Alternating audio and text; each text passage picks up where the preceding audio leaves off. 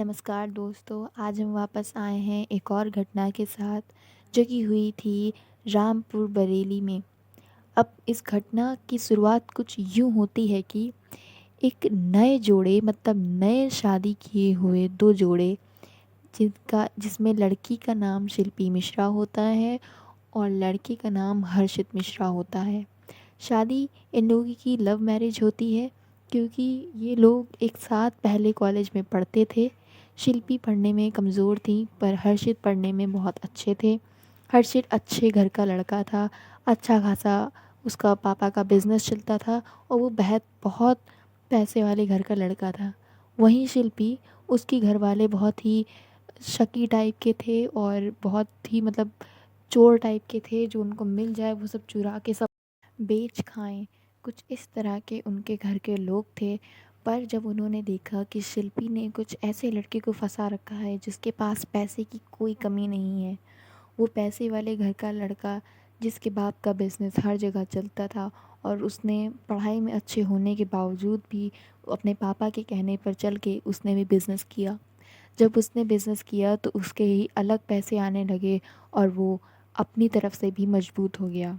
वो अपने घर से मजबूत था लड़का और शिल्पी उसे इस बात से और पसंद करती थी कि उसके पास पैसे हैं। और शिल्पी का इससे पहले भी कई बार चक्कर चल चुका है, लेकिन जब उसने देखा हर्षित पैसे वाले घर का है, अच्छा खासा कमाता है और कास्ट का है, तो शिल्पी पीछे नहीं हटी और उसने अपनी बात बोल दी। उसने शिल्पी दिखने में खूबसूरत तो हम कह सकते हैं, पर वो बहुत ही गोरी चिट्टी थी। हाइट में देखें तो ठीक ठाक हाइट थी, सुंदर नाक नक्शा था और दिखने में भी सुंदर थी और पतली सी थी। उस हिसाब से वो लोगों को अपनी तरफ अट्रैक्ट करती थी अपनी बॉडी को रिवील करके। जब वो इस तरह का बिहेवियर रखती थी तो उनकी तरफ हर कोई खिंचा चला आता था। हर्षित की शादी के लिए उसके पिताजी तैयार नहीं हुए थे, लेकिन हर्षित ने उसे कैसे भी कर कर मना लिया। जब हर्षित ने उसको मना लिया तो उनकी शादी हो गई, लेकिन वो ये नहीं जानता था कि वो शादी ही उसे खा जाएगी। तो इस घटना की शुरुआत इस मोड़ पर मुड़ती है कि जब उनकी शादी हो गई तो शिल्पी का बिहेवियर काफ़ी बदल गया। हर्षित को वो किसी से भी बात नहीं करने देती थी। इवन उसके घर की जो भाभी थी वो उनके साथ एलिगेशंस लगाती थी कि तुम उनके साथ ऐसा व्यवहार रखते हो, क्या तुम उनके कुछ अलग से लगते हो। उस तरह का बिहेवियर वो रखने लगी थी और हर्षित इस बात से डिप्रेशन में आ गए। वो कई बात तो इग्नोर कर देते थे, कहते थे कि वो पागल है, उसकी बातों में मत आओ। लेकिन जब ये कुछ ज़्यादा ही बढ़ गया, जब हर्षित अपनी भांजी की तारीफ़ कर दी उन्होंने एक बार, तो शिल्पी इस बात पर भड़क गई और उसने सीधे बोला, क्या तुम्हारी भाभी के साथ गलत संबंध है। तो हर्षित ने इस बात पर उसे चाटा मारा और उस तरह से उसकी पूरी सोच बदल गई। जब हर्षित को समझ आया कि शिल्पी कुछ इस तरह से हैं, पर तब भी उसने ज़्यादा ध्यान नहीं दिया, लेकिन वो चाटा शिल्पी को खल गया। कुछ साल बाद उनकी एक औलाद होती है, उसका नाम वो आर्या रखते हैं। वो काफ़ी नन्ही मुन्नी होती है और वो दिखने में भी बहुत खूबसूरत होती है। पर हर्षित का ध्यान आर्या को छोड़कर उनकी भांजी पर था। जब वो कह चुका था शिल्पी से कि वो अपनी भांजी को ज़्यादा मानते हैं, तो शिल्पी के अंदर इस बात की जलन थी कि खुद के बच्चे होते हुए दूसरों का क्यों तुम मान सकते हो। शिल्पी ने हर्षित को खूब भड़काया कि तुम्हारी भाभी तुम्हारे बारे में कुछ यूँ बोलती हैं, तुम्हारी भांजी तुम्हें पसंद नहीं करती। खूब भड़काया उसे, लेकिन वो इन सब बातों पे मानने वाले नहीं थे।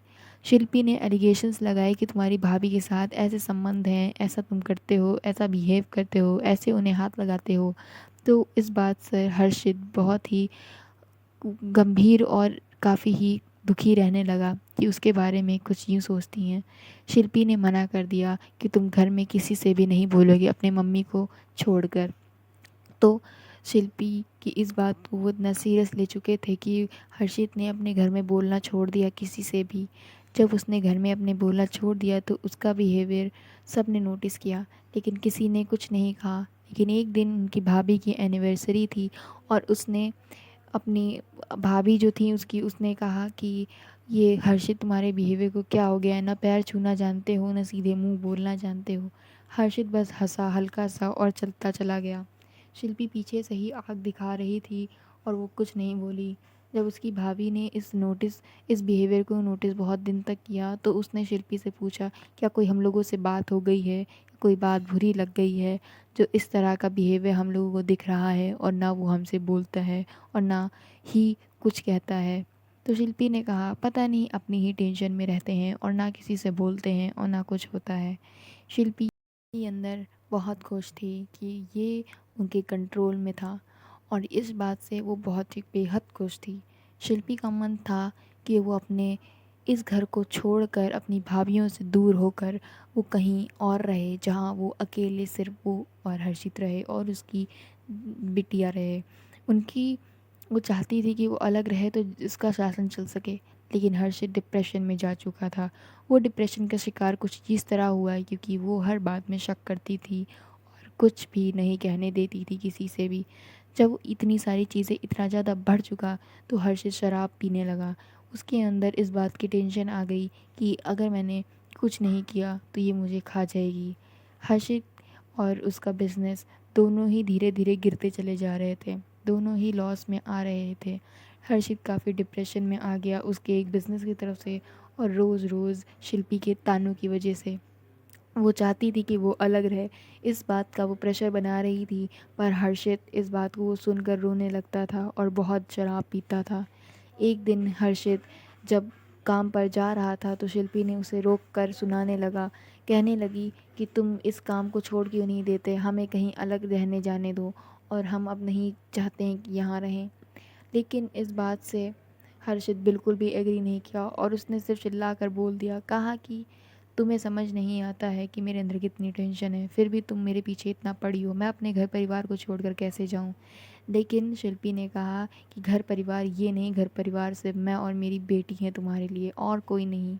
हर्षित ये बात सुनकर दंग रह गया कि जिस लड़की को वो इतना अच्छा मानता था, वही लड़की उसके लिए आज ये भावनाएं रख रही है, उसे अपनी माता पिता भाभीयों और भाइयों से दूर कर रही है।